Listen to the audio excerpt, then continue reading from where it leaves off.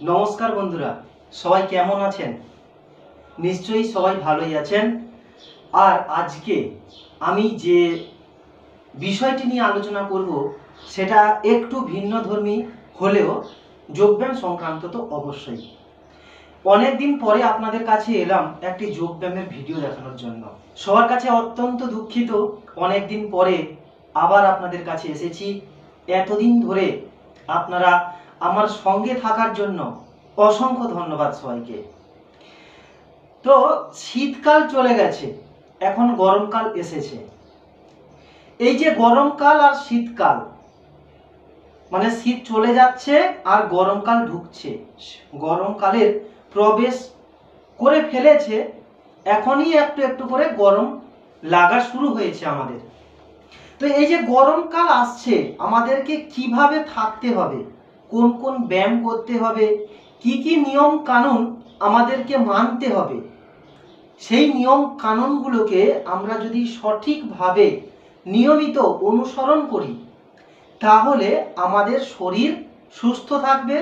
আর শরীর সুস্থ থাকা মানে আমরা যে কোনো কাজ, যারা পড়াশুনো করে তাদের জন্য যেমন খুব উপকারী, যারা চাকরি করে, যারা বিজনেস করে তাদের জন্যও খুবই উপকারী। কেননা শরীর ভালো না থাকলে মন ভালো থাকে না, আর মন ভালো না থাকলে কোনো কাজ করতে ভালো লাগে না। সব সময় একটা মনের মধ্যে খিটখিটে ভাব বজায় থাকে। তো বেশি কথা বাড়াবো না। তো গরমকালে আমরা কিভাবে থাকবো সেই বিষয় নিয়েই আজকে আলোচনা। কি খাবার খেতে হবে এবং কোন যোগব্যায়ামগুলো করলে আমাদের শরীর খুব ভালো থাকবে। কেননা এই গরমকালেই দেখা যায় আমাদের বদহজম, গ্যাস, অ্যাসিডিটি, আর যার দরুন বমি হয়ে যায়। এই সমস্যাগুলো থেকে আমরা যাতে নিজেদেরকে দূরে রাখতে পারি তার জন্য আমাদেরকে ফার্স্ট কি করতে হবে, অতিরিক্ত মশলা জাতীয় খাবার খাওয়া যাবে না। এটা হচ্ছে প্রথম নম্বর সত্য। আপনারা যে সমস্ত তরকারি খান, ভাতের সঙ্গে হোক বা যারা রুটি খান তার সঙ্গে যে তরকারিগুলো খান তাতে যেন অতিরিক্ত মশলা দিয়ে রান্না না হয়, সেটা অবশ্যই খেয়াল রাখতে হবে। তো অতিরিক্ত মশলা যাতে না থাকে সেটা যদি আপনারা মেনে চলেন তাহলে দেখবেন আপনার শরীরটা ভালো থাকছে।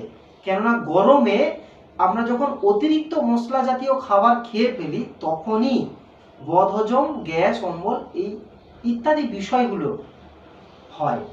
দ্বিতীয় নম্বর যেটা করতে হবে, প্রচুর পরিমাণে জল খেতে হবে। তো প্রচুর পরিমাণে জল খাওয়া মানে তো এমন তো নয় যে এমন 10 লিটার 20 লিটার জল খেয়ে নিতে হবে, সেটা কিন্তু নয়। মোটামুটি সারা দিনে 4 থেকে 5 লিটার জল নিয়মিত খেতে হবে।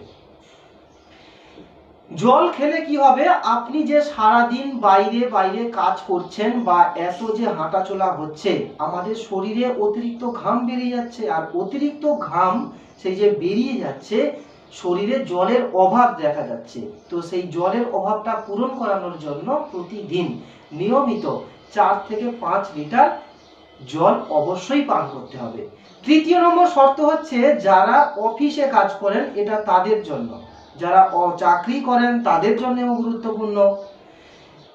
আপনারা এসি থেকে যতটা দূরে থাকতে পারেন, অফিসে তো এসি চলবেই, আপনার এসি সব সময় চলবে। কারণ অফিস মানেই এসিতে ভরা। একটুখানি গরম হলে এসি লাগবে, একটু ঠান্ডা ঠান্ডা কুলকুল করে থাকবে, তাই তো? তো আপনি চাইবেন যে যেখানে আপনার এসির হাওয়া দিচ্ছে সেই জায়গাটা থেকে কিছুটা দূরে।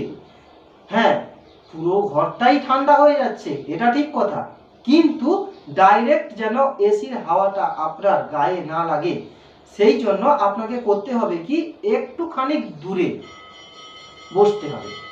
চতুর্থ নম্বর শর্ত হচ্ছে কি, যে এই যে আমরা সারা দিন বাইরে বাইরে ঘুরে বেড়াই, যারা মার্কেটিং এর কাজ করেন বা যারা সারা দিন বাইরেই কাজ করেন রোদে জলে, এইভাবে তাদের জন্য হঠাৎ করে এসে জল খাবেন না, কেননা এই যে হঠাৎ করে এসে বাইরে থেকে এসে জল খাওয়াটা এটা শরীরের পক্ষে খুবই ক্ষতিকারক। একটুখানি রেস্ট নিন, একটু ফ্যান হালকা করে চালিয়ে দিন, সেটা ঘামটা চলে যাওয়ার পরে তারপর কিছুক্ষণ পরে আপনি জল খান, তারপর আপনি আস্তে আস্তে করে অন্যান্য কাজ করুন। আপনারা যদি এইভাবে করেন, শরীরটা দেখবেন আপনার নিজের একটা কন্ট্রোলের মধ্যে চলে আসবে। এটা গেল বাইরের পার্ট, মানে আপনাকে বাইরে থেকে আপনাকে কি করে শরীরের যাতে অসুস্থতা না আসে সেটাকে রক্ষা করার জন্য এই জিনিসগুলো আপনাকে করতে হবে। দেখা যাচ্ছে কিছু কিছু ক্ষেত্রে যাদের একটুতেই গ্যাস, অম্বল, বমি বমি ভাব, কিছু খেলেই বমি হয়ে যায়, তারা কি করবেন? রাত্রে যখন খাবার খেয়ে নেবেন, খাবার খেয়ে নেওয়ার পরে সঙ্গে সঙ্গে ঘুমোতে চলে যাবেন না। খাবার খেয়ে নেওয়ার পরে একটু 5-7 মিনিট হাঁটা চলা করবেন। কেননা আমরা দিনের বেলা খাই, দিনের বেলা যখন খাই তারপরে আমরা কিছু না কিছু কাজ করি, হাঁটা চলা হয়, যার দরুন হজমটা ভালো হয়ে যায়। কিন্তু রাত্রে কাজ কিছু হয় না, তার জন্য আমরা কি করি? খেয়ে দিয়ে সোজা বিছানায় চলে যাই। এইটা একদম ঠিক নয়। একটুখানি খাওয়ার পরে 5-7 মিনিট একটু হাঁটা চলা করবেন। 5-7 মিনিট হাঁটা চলা করার পরে বজ্রাসন করবেন। তো বজ্রাসনটা কিভাবে হবে, এর আগে আমি 2খানা ভিডিও আপনাদেরকে দেখিয়েছি বজ্রাসন সংক্রান্ত। যারা এখনো দেখেননি বিস্তারিতভাবে দেখে নেবেন।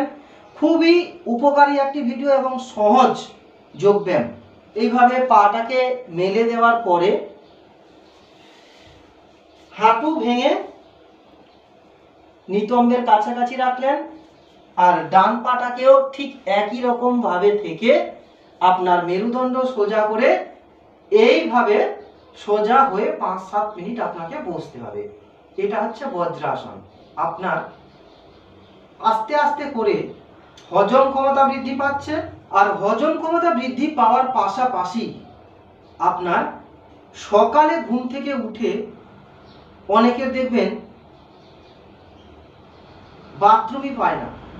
বাথরুম মানে আমি পায়খানার কথা বলছি, অনেকের পায়খানাই পায় না। তো সেক্ষেত্রে তারা কি করবেন?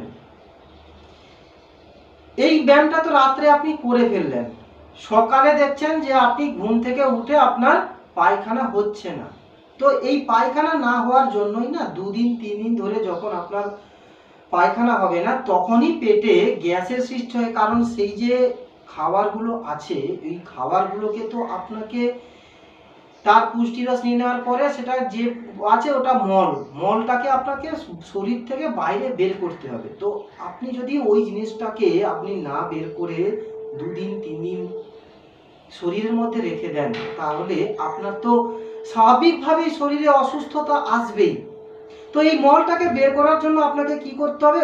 উষ্ণ গরম জল, একদম উষ্ণ, একটুখানি উষ্ণ গরম জল, তাতে 2 থেকে 3 ফোঁটা লেবুর রস ফেলে দেবেন।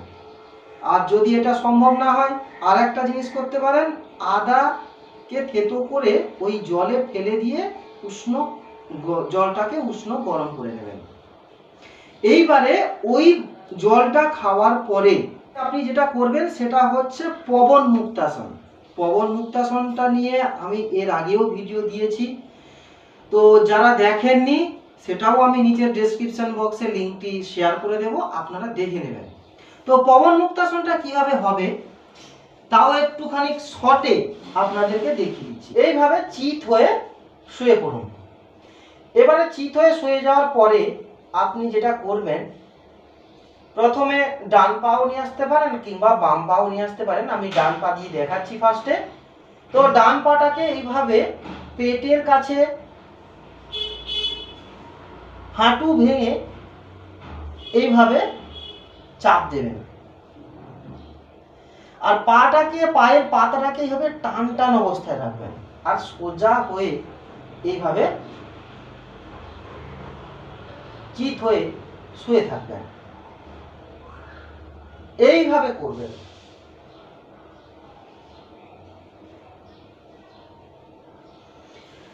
ডান পাটা হয়ে যাওয়ার পরে ডান পাটাকে মেলে দিয়ে বাম পাটাকে আবার তুলবেন একই রকম ভাবে, সেটাকেও একই রকম ভাবে আপনাকে করতে হবে। যখন আপনি পাটাকে বুকের কাছাকাছি নিয়ে আসার চেষ্টা করছেন তখন আপনি শ্বাসটাকে ছেড়ে দেবেন। আবার যখন বুক থেকে সরিয়ে দিচ্ছেন তখন শ্বাস নেবেন।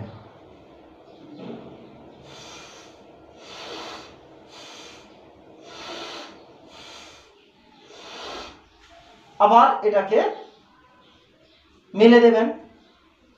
তো বাম পায়ে মোটামুটি 20 বার, ডান পায়ে 20 বার করবেন। আবার দুটো পা একসঙ্গে বুকের কাছে নিয়ে আসবেন। তারপর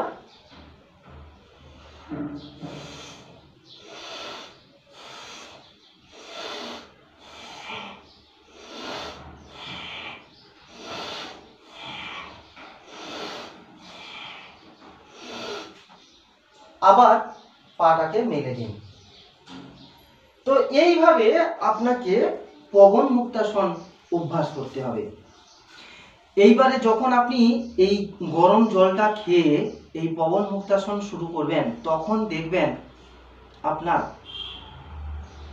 পায়খানার বেগ পেয়ে গেছে।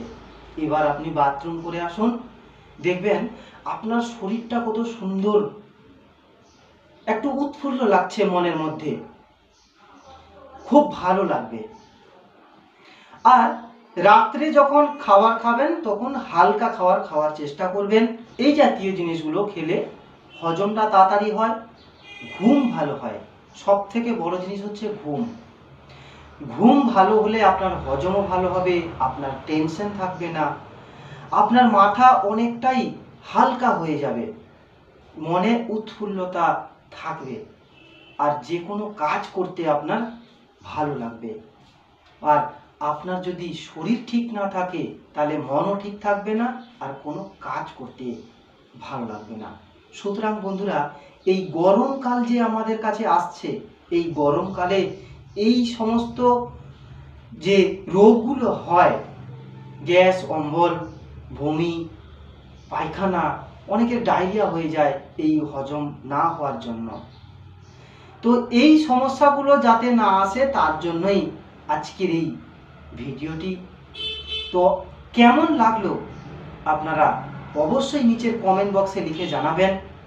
আর আপনাদের যদি মনে কোনো প্রশ্ন থাকে অবশ্যই জানাতে পারেন। ডেসক্রিপশন বক্সে ফোন নাম্বার দেওয়া থাকে, হোয়াটসঅ্যাপ করেও জানাতে পারেন। তো সবাই ভালো থাকুন, সুস্থ থাকুন, সর্বদা ASB যোগা টিপ চ্যানেলের সঙ্গে থাকুন। ধন্যবাদ।